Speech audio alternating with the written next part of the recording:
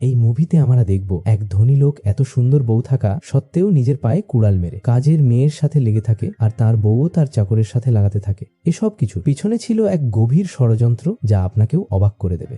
তো চলুন দেরি না করে শুরু করা যাক। কাহিনী শুরু হয় উইল নামের এক ধনী ব্যক্তিকে দিয়ে, যিনি তার স্ত্রী রমনার সাথে এক বিলাসবহুল প্রাসাদে থাকতেন। উইল অত্যন্ত প্রভাবশালী হওয়ায় নিজের নিরাপত্তার জন্য পুলিশ কর্মকর্তাদের নিযুক্ত করেছিলেন। আজকে পুলিশ কর্মকর্তা জেমস তাহার দুজন সঙ্গীকে নিয়ে সিমুকাকে উইলের কাছে নিয়ে যাচ্ছিলেন। সিমুকার অভিজ্ঞতা ছিল বেশ অস্বস্তিকর। তার পাশে বসা মোনা নামের এক মেয়ে তার খাঁচায় টাচ করছিল। তখন ভয়ে সে তাকে থামাতেও পারেননি, আর তার থেকে মজাও নিতে পারেননি। জেমসের অন্য সঙ্গী ছিল মোনা, যে নিজের হাতের কারিগরি দেখিয়ে সিমুকার উত্তেজনা নিয়ে খেলা করছে। দ্রুতই তারা উইলের প্রাসাদে পৌঁছে যায়। আসলে জেমস উইলের নির্দেশেই সিমুকাকে নিয়ে এসেছিল। উইলের একজন নতুন কাজের লোকের প্রয়োজন ছিল এবং সিমুকাকে পেয়ে তিনি বেশ খুশি হন। জেমসের প্রতি সন্তুষ্ট হয়ে উইল তাকে পুরস্কৃত করে। তিনি স্ত্রী রমনাকে কাছে ডাকলেন। যুবতী অসম্ভব রূপবতী রমনার উপস্থিতির সাথে সাথেই সিমুকার দৃষ্টি আকর্ষণ করল। উইল আজ খুব খুশি ছিলেন। তার বাড়িতে কিছু অতিথিও এসেছিলেন। তিনি জেমসকে পুরস্কারের অর্থ দিয়ে রাতে একটি পার্টিতে যোগ দেওয়ার জন্য আমন্ত্রণ জানান। সন্ধ্যা হতেই উইলের বাড়িতে পার্টি শুরু হয়ে গেল। পরিবেশ ছিল তীব্র আমোদে ভরা। সেই পরিবেশে উইলের বন্ধুরা সবার সামনেই তাদের সঙ্গিনীদের সাথে গভীরভাবে ইন্টিমেট হতে শুরু করে। তাদের দেখে উইলও রমনার সাথে ইন্টিমেট হতে চায়, তাই তারা দুজন ঘরের ভেতরে এসে লুকোচুরি খেলার মতো করে ঘনিষ্ঠ হতে শুরু করলেন। প্রথম দিকে উইল খুব উপভোগ করছিলেন, কিন্তু সামান্য আঘাত লাগতেই তিনি রমনার উপর ক্ষিপ্ত হয়ে ওঠে। উইলকে রাগান্বিত দেখে রমনা প্রথমে ক্ষমা চায় এবং মিষ্টি কথা বলে তাকে শান্ত করে।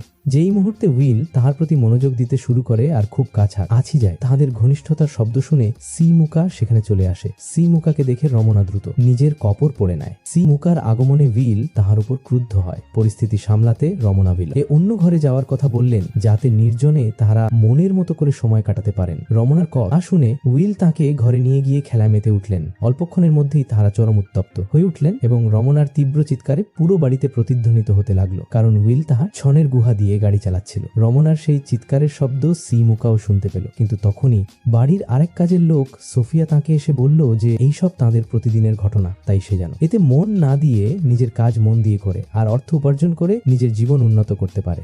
ওদিকে বেশি এক্সাইটমেন্টে এসে হঠাৎ উইল রমনার উপরে বমি করে দেয়। উইল পুরোপুরি ক্লান্ত হয়, ঘুমিয়ে পড়ে, আর রমনা নিচে এসে সোফিয়াকে উইলের পোশাক পরিষ্কার করে দেওয়ার নির্দেশ দেয়। রমনা যখন সেখান থেকে চলে যাচ্ছিলেন, সিমুকা আবারও তার দিকে তাকায়। রমনাও তাকে দেখে। দুজনের চোখে অনেক অব্যক্ত কথা ছিল, কিন্তু কেউ কোনো শব্দ করে না। পরের দিন সকালে সিমুকা বাড়ির বাগান পরিষ্কার করছিলেন।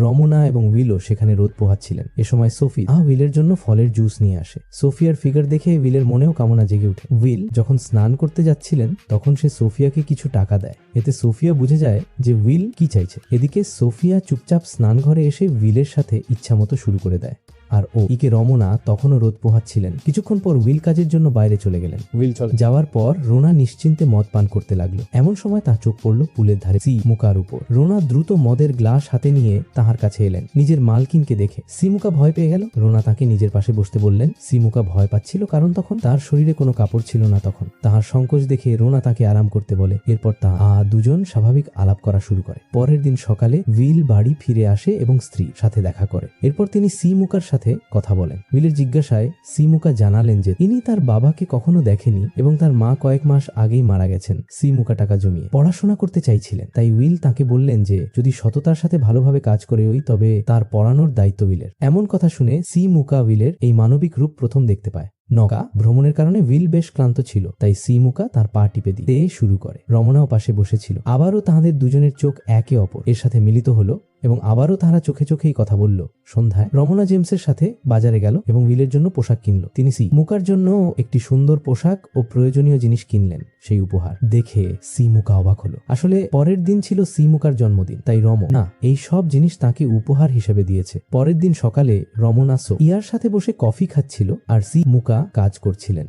রোনা ইশারায় কাছে উপহারের ব্যাপারে জানতে চাইলেন। সিমুকাও তাহার প্রতি কৃতজ্ঞতা প্রকাশ করে। রোনা সিমুকার যেভাবে যত্ন নিচ্ছিলেন, তাতে সিমুকা তার প্রতি আরো বেশি করে আকৃষ্ট হতে শুরু করে। একদিন যখন রমনা ঘুম থেকে জেগে উঠে তখন দেখে সিমুকা তার ঘরে এসে তার সাথে কথা বলছে। সিমু আর কথায় রমনার মনে এক তীব্র আবেগ ও ঝড় সৃষ্টি হয়। তাই সে সিমুকার সাথে ইন্টিমেট হতে শুরু করে। তিনি সবেমাত্র সেই ঘনিষ্ঠতা উপভোগ করতে শুরু করেছিলেন, তখনই সিমুকার মুখচ্ছবি উইলে রূপান্তরিত হয়ে যায়। তা দেখে রমনা চিৎকার করে উঠে এবং জেগে উঠে, কারণ এসবই ছিল তার স্বপ্ন। এবার যেই সে নিচে এলো, দেখতে পেল ডাইনিং টেবিলেই সোফিয়ার সাথে ইন্টিমেটে হয়েছে উইল। তা দেখে রমনা খুব কষ্ট পায় এবং লেকের ধারে এসে বসে পড়ে। তাকে দুঃখী দেখে সিমুকা কাছে এসে তাকে একটি রুমাল দেয় যাতে রমনার নাম লেখা ছিল। রুমালে নিজের নাম দেখে রোনা খুশি হলেন এবং সিমুকার সাথে কথা বলতে শুরু করে। কিছুক্ষণ পর উইল ও তার বন্ধু এর সাথে সেখানে আসে। উইলের বন্ধুরা নিজেদের সঙ্গিনীদের সাথে অশালীনভাবে মিলিত হতে শুরু করলো। উইল ও রমনাকে তা সঙ্গে শুরু করে দিতে বললেন,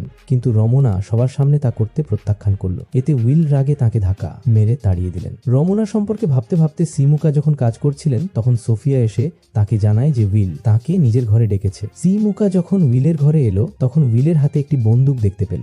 উইল তখন নেশাগ্রস্ত অবস্থায় ছিল। সে সিমুকার কাছে জানতে চাইলেন, আমি বাইরে থাকলে তুমি কি আমার স্ত্রীর সাথে ইন্টিমেট হও?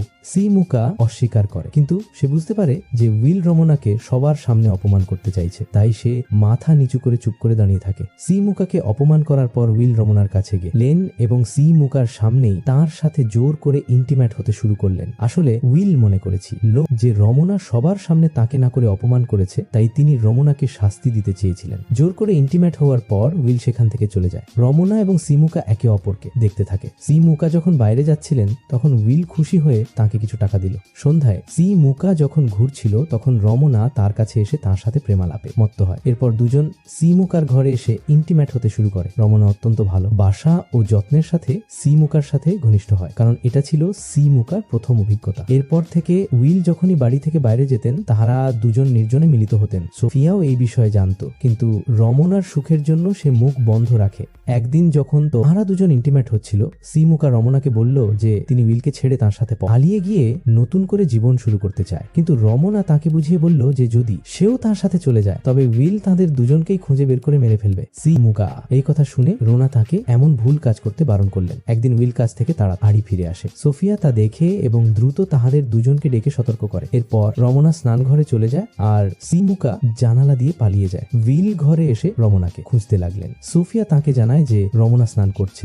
একথা শুনে উইলও তার সাথে স্নান করতে শুরু করলেন আর সিমুকা বাইরে লুকিয়ে পড়ে। সিমুকা পরে সোফিয়ার সাথে কথা বলে। সোফিয়া তাকে জানায় যে তাহার মেয়ের একটি মারাত্মক রোগ হয়েছে, তার চিকিৎসার জন্য তার অনেক টাকার প্রয়োজন আর সেই কারণেই সে এই কাজ করছে। কিছুদিন পর উইল আবারও একটি পার্টি দিলেন যেখানে তার বন্ধুরা একে অপরের সঙ্গে ইনিদের সাথে ঘনিষ্ঠতায় মেতে উঠে। তাদের দেখে উইল জেমসকে রমনার সাথে ইন্টিমেট হতে বলে।